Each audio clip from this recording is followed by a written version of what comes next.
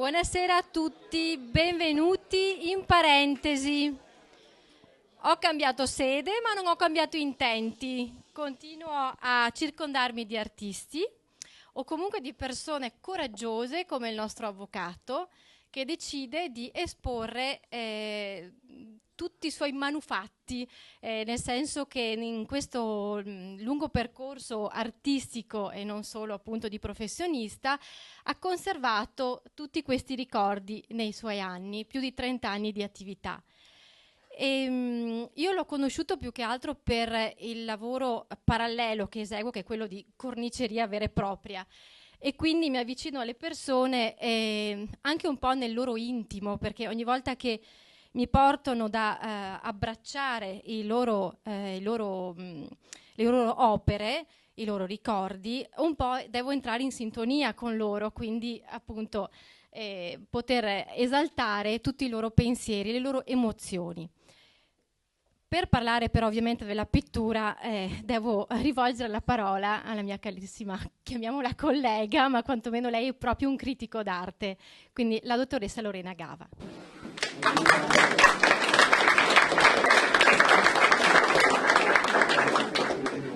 Buonasera a tutti, grazie di essere così numerosi. Mi hanno raccomandato di stare ferma perché altrimenti copro l'avvocato Piero e quindi siccome quando parlo tendo anche a spostarmi ed avere le oscillazioni, oggi devo invece stare, diciamo, ferma. Grazie a tutti, grazie per essere presenti a questa che è un'inaugurazione speciale. Questa è un'inaugurazione speciale perché è una mostra speciale. Esordisco subito nel dirvi che Piero Zanette non è un artista. Io nel testo che ho scritto in catalogo mi sono ben guardata dall'usare la parola artista, perché un artista è un'altra cosa. L'essere artisti implica essere in un sistema, al di là di avere scuole di accademia o scuole specifiche o studi specifici. Essere artisti significa essere nel mercato, esporre, quindi avere una serie di relazioni e di contatti molto particolari, e non sono certo le relazioni, i contatti che ha tenuto Piero Zanette.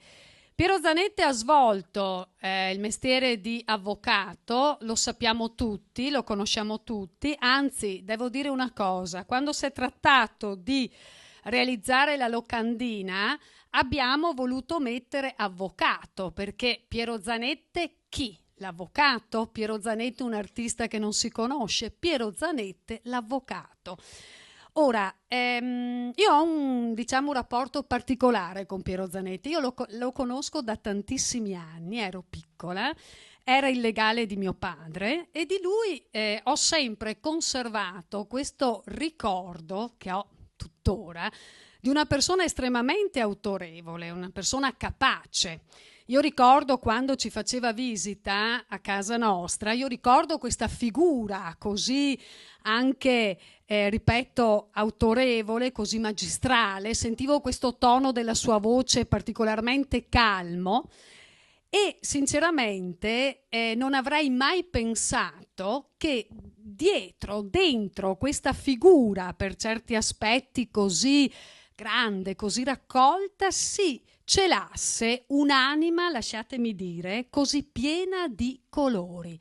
Allora, com'è avvenuto questo nostro incontro a differenza di anni? Allora, quest'estate Piero mi telefona e mi dice: vorrei che tu venissi a vedere i miei dipinti. E io al telefono rimango un po' perplessa.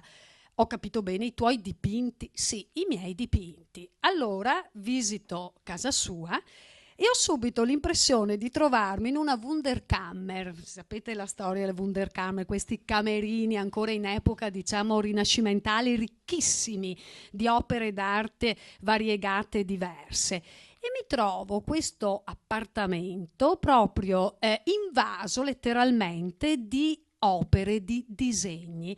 E lì comincia Piero a raccontarmi questa sua storia. Mi dice che dipinge dagli anni 70, che tranne per un periodo più o meno lungo, diciamo, questa sua attività, ha seguito parallelamente la sua professione, cioè il mestiere di avvocato.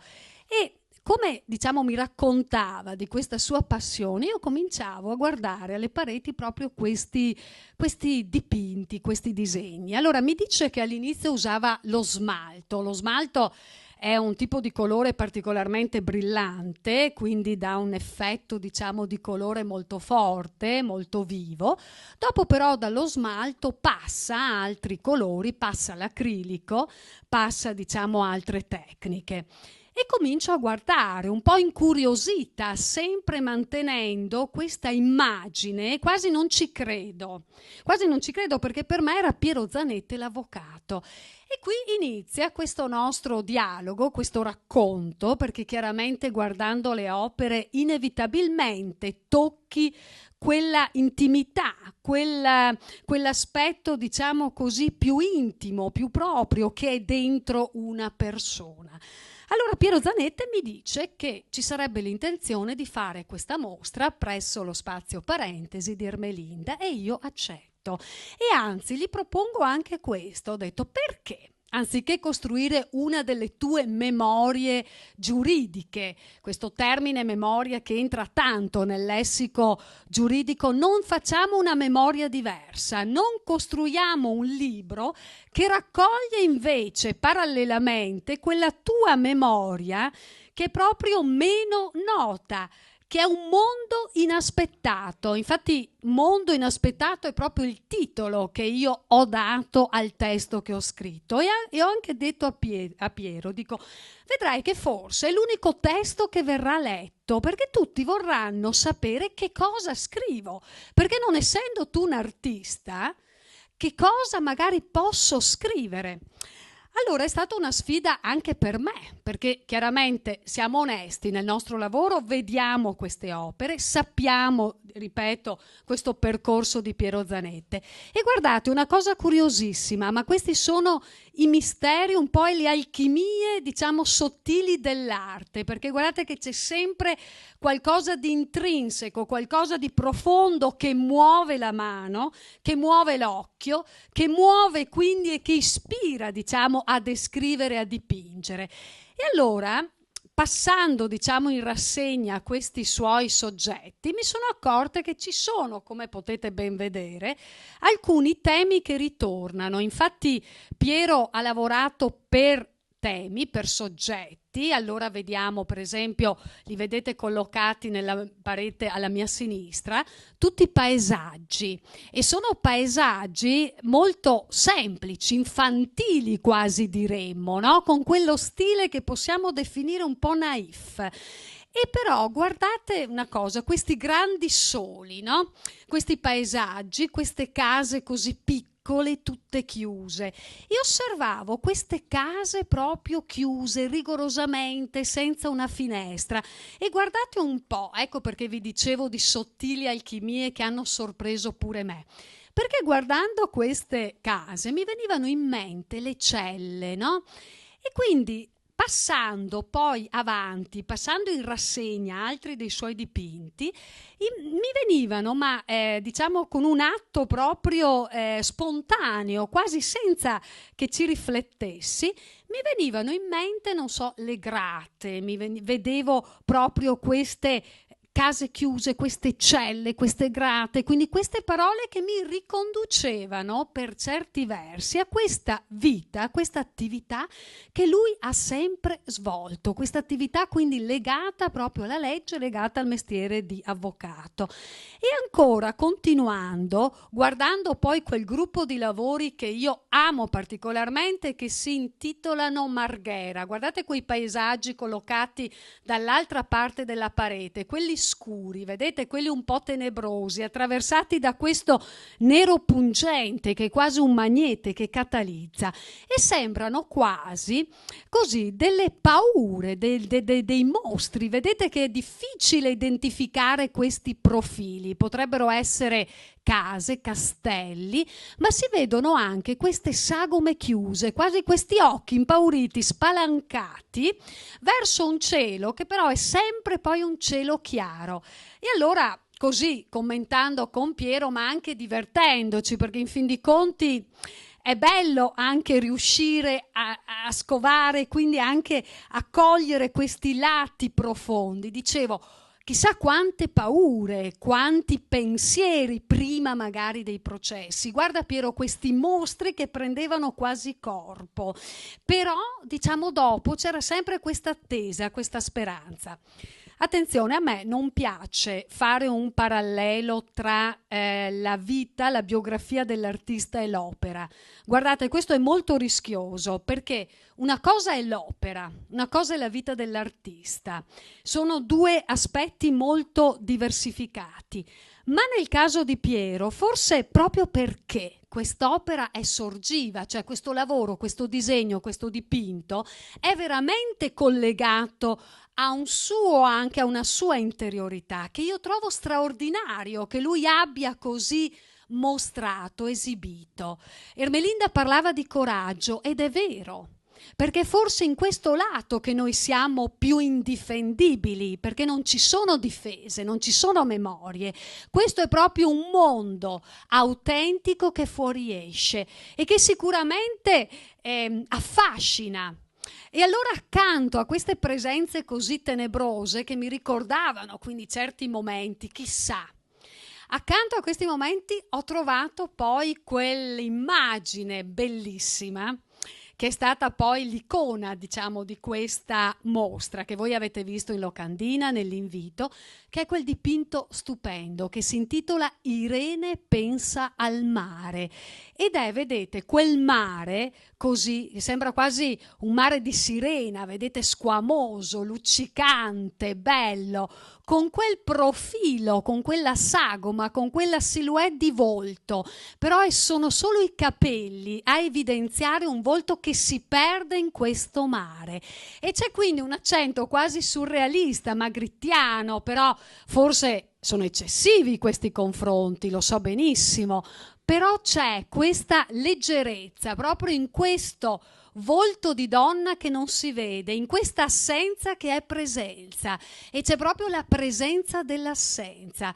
Ci sono poi dei momenti di un lirismo che io trovo veramente profondo e vi raccomando, prima di uscire poi definitivamente da questo spazio, guardate l'opera che c'è esposta nella vetrina alla mia sinistra. Sono 4 boccoli per te, non riuscite a vederla da dentro, si vede da fuori ed è così bella nel suo minimalismo, nella sua essenzialità, nell'aver accostato anche in maniera azzardata due colori non semplici, questo verde, questo rosso carminio e queste rose, questi 4 boccoli distesi a terra.